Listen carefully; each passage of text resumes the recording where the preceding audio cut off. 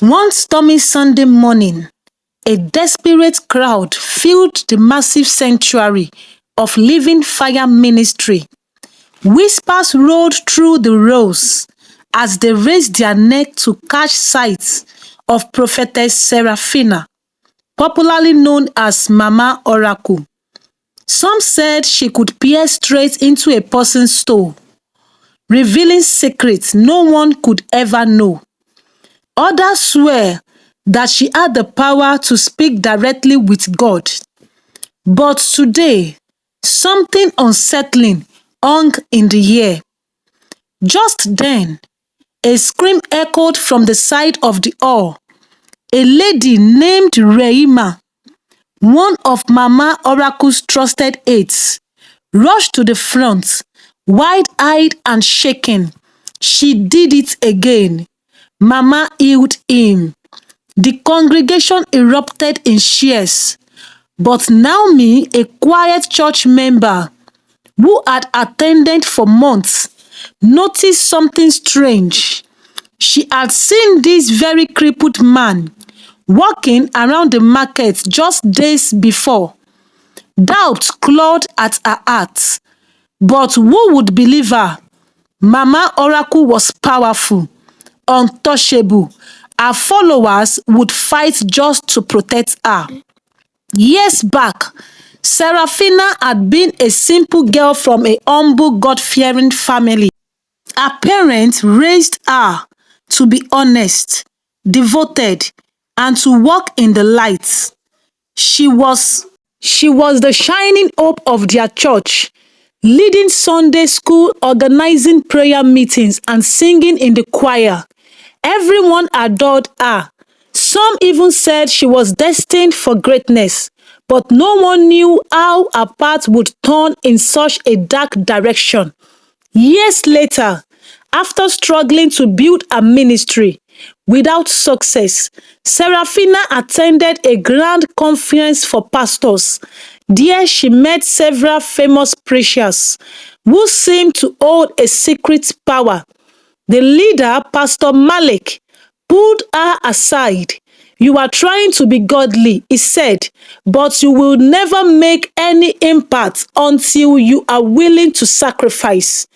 He spoke about a special ceremony, one that would require a significant offering from her. At first, Seraphina hesitated, but Pastor Malik promised it would grant her the influence she desperately sought. Driven by her desire to succeed, she agreed. That night, she participated in a strange ritual, giving up her chance to ever have children as an offering. The pastors gathered around chanting while Seraphina's heart pounded with fear and anticipation.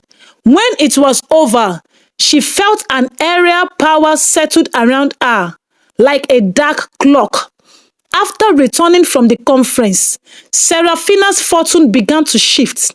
People flocked to her service, and soon the entire country of Westoria heard of Mama Oracle.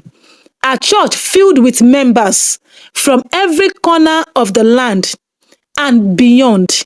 Her fame grew, and with it, her wealth. But this was only the beginning. Unknown to her followers, Prophetess Seraphina, the woman they worshipped as Mama Oracle, was far more than a deceitful prophetess. Beneath her human exterior lay an ancient sinister secret. Seraphina was half a woman, half serpent, hybrid whose origin traced back to a mysterious underwater covenant. Every midnight, she disappeared from her luxurious mansion. She would shed her human form and transform into a creature as dark as midnight, slipping silently into the river behind her home. There she journeyed under the water, kingdom where her true allegiance lay. In the depths, she joined her occultic brothers and sisters, other pastors and prophets, pledged to the marine kingdom. There, they shared twisted wisdom and dark strategies to keep their congregation bound in deception. Queen Thalassa, a towering figure with Serpentian features, bestowed upon Seraphina power, vision, and insight into her followers' lives.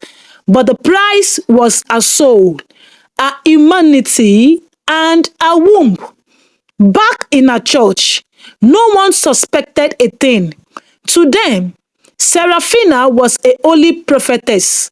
Members brought offerings, cash, livestock, and family gathered together to visit her. Her ministry became a relentless machine, swallowing people's wealth and hopes alike. She introduced strange practice. Each member received a mirror. She called the mirror Mirror of Life. Through it, she spied on their spirits. One Sunday, she called Tara forward and exposed a private argument she had with her husband. The crowd erupted in awe. She sold holy water and miracle oil at outrageous prices. Naomi watched a struggling mother give her last savings and felt her suspicions deepen. Another Sunday, Mama Oracle called a young graduate named Colin forward. She declared his life battery was running low and demanded a costly sacrifice to save him. Terrified Colin's mother urged him to comply. He wrote a large check. The money went straight into the Seraphina's mansion. Naomi saw the pattern. She quietly gathered evidence.